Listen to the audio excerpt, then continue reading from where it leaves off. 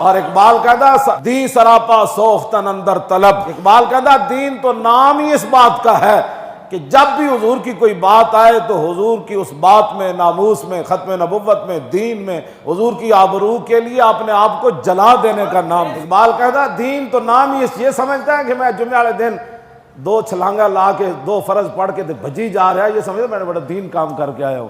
ہاں جی، ختم نبوت کا جو مسئلہ ہے، کہتا ہے نہیں میں تو جمعے پڑھتا ہوں۔ میں کہا اقبال تو بتا، کہتا ہے دین سراپا، دین سارے کا سارا سوختن اندر طلب، وہ تو حضور کی طلب میں جل جانے کا نام۔ پھر اقبال آگے کیا کہتا ہے، کہتا ابتدا ادب است و انتہاش عشق۔ اقبال کہتا دین دی ابتدا تے ادب ہے کہ صدیق اکبر نو سپ بھی لڑن تے ٹھوئیں بھی لڑن۔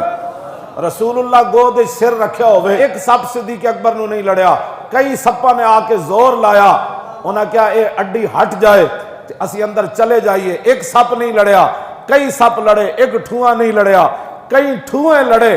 جیڑا بندہ عشق نہ جاندا ہے نا غار سور تے، انہوں پتہ ہے انہاں پتھراں دی کیفیت کیوے۔